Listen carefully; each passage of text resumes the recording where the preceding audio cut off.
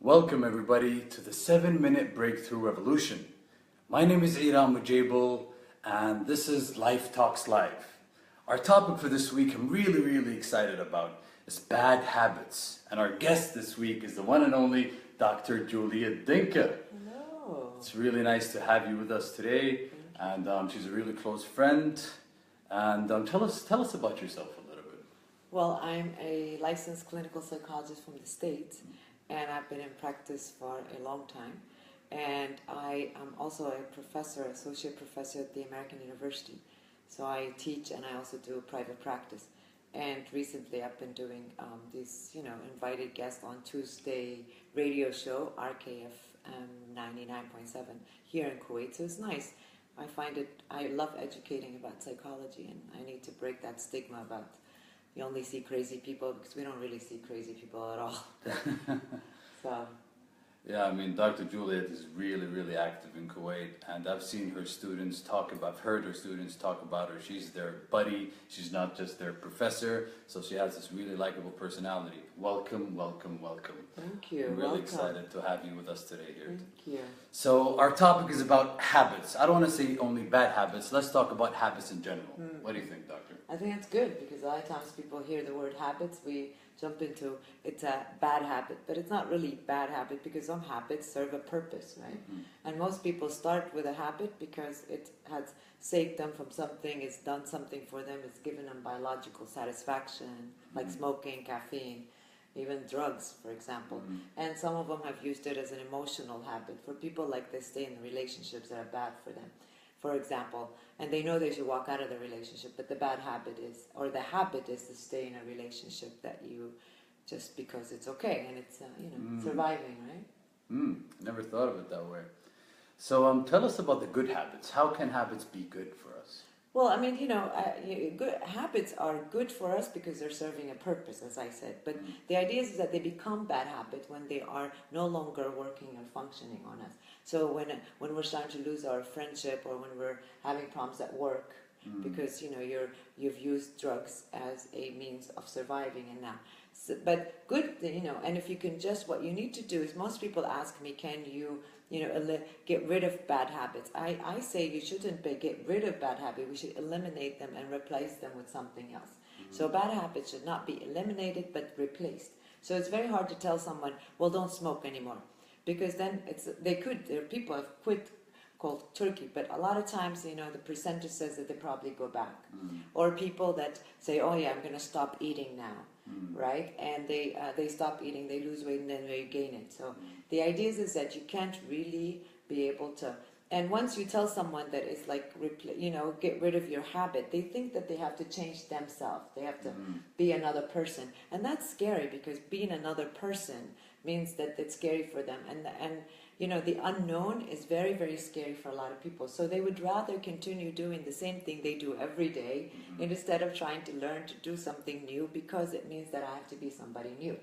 And so what I tell people is, like, we don't have to be somebody new. What you need to do is go back to your old self. Habits are not genetic.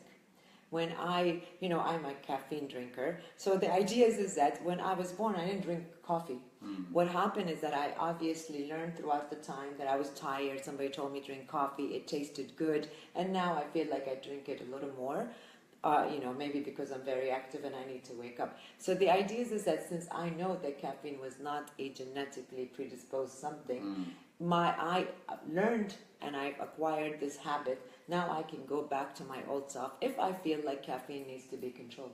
The one thing people need to understand is that, there's nothing called that we have to, there is not a black and white kind of, line. What we need to understand is that, habits are surviving mechanisms. People use them. So if once they become bad for you, then you need to go and change them and find something else. But as long as they're working for you and they're not affecting you in any aspect of your life, so it's not a problem. But there are good habits. There are many good habits, right? I love that. So habits are a survival mechanism. They are survival. They're a defense mechanism, because, and some people, the ones that get out of hand with their habits, like drugs, for example, people used it first as a social setting. Nobody ever gets addicted to drugs right away. But it becomes, then they realize, oh, this feels good. Then I don't have to deal with my problem. Then it's a substitution for my problem. So the idea is that they've learned that drugs as a mechanism to hide my problems, for example. So eating, emotional eaters. I mean, at first they were upset, they ate, and this is something we learned from childhood. For example, when our parents says, you're unhappy, and then they say, go eat. Let's eat, let's do this. So these are messages we give even for our kids. When you're upset, go eat. So we learned that we're emotional eaters. So every time I'm upset, I go eat. So it's a surviving mechanism. Over shoppers, I mean, that's something I see at the clinic all the time. People saying to me, no, but I'm upset, I shop because I love to shop and it makes me feel good. Well, that is not true. It's something that, again, we weren't born to be shoppers. We've learned to be shoppers, which means that you've made yourself feel better when you pick up that cigarette or when you do that drug or when you shop. So, just like you've learned this, you can relearn this. You have triggers, and these triggers need to be substituted with something else. Another trigger. Yeah, that's right. Or another habit. So, for example, every time you drink coffee, lots of people say, I can't quit cigarette because when I drink coffee, I feel like I want to smoke. That means you can't drink coffee. Coffee is your trigger, right? So it means that now drink juice. Then you can't have your cigarette. Or some people say, after I eat, or every time I'm home, I eat cookies. So I don't buy cookies at home. Do you see what I'm saying? Yeah. So if the home is a trigger for me to eat cookies, I don't buy. Okay. If I know friends, for example, not that we all have to ditch our friends, but there are certain friends that they don't have good habit, like they're overeaters. Yeah. And I know I have a habit if I could be overeater. What I do, I don't hang out with that friend. I find other friends that have the same view as me, which means that they don't want to eat, they eat healthy. So whenever I want to go out with those individuals. And this will help me better, that I avoided this trigger and I can, eliminate some, decrease some of my habit. So talking about healthy eating. Yeah. I haven't seen Dr. Juliet for around 2 years. And 7 or 8 months ago, I saw her again. I couldn't believe my eyes. I swear to God, guys. She's a completely different person. She lost so much weight, and she's just vibrating. She's shining, and her energy levels are just off the roof. So what habits did you replace for you to be the person you are today? Well, I started understanding food as a different way. Now it's not, I'm an emotional eater, and I was. The idea is I realized that food is something that satisfies me.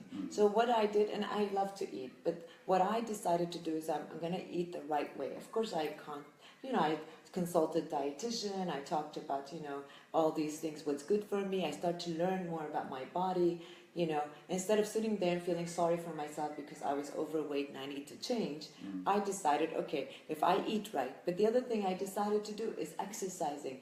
I realized exercising wasn't about dieting. The days I was exercising, I had energy.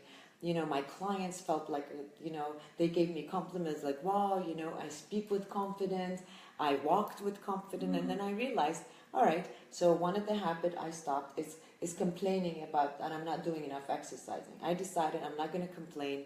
I told my trainer I will not, I don't cancel. I used to cancel because other things were a priority.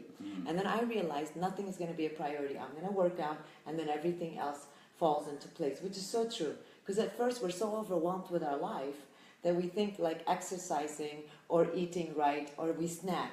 And then I realized, no, these are very important things for me because it makes me feel good. And if I feel good, then the other people around me will feel good.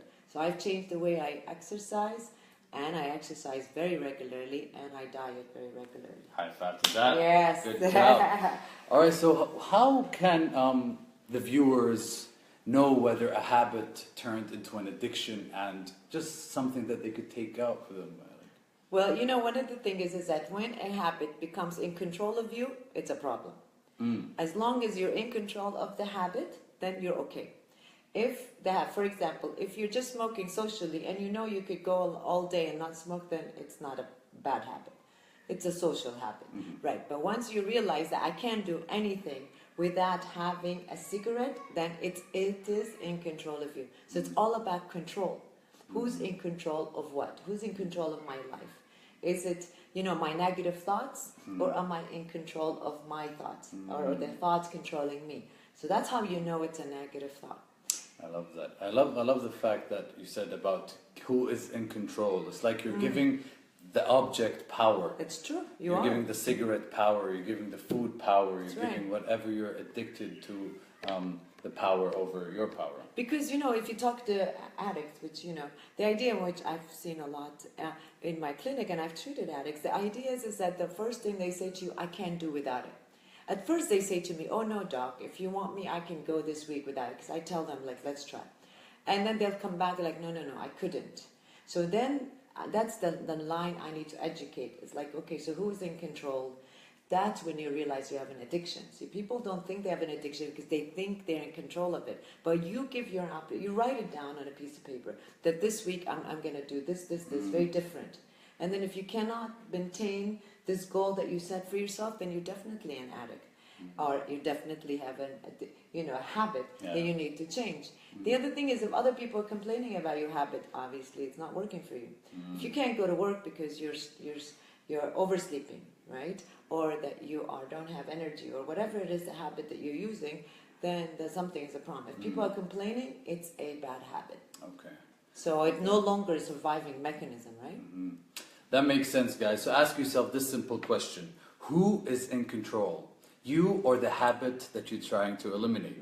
That's when you know whether it needs to go or it should stay. This can go on forever. It's a big topic. It's an amazing topic.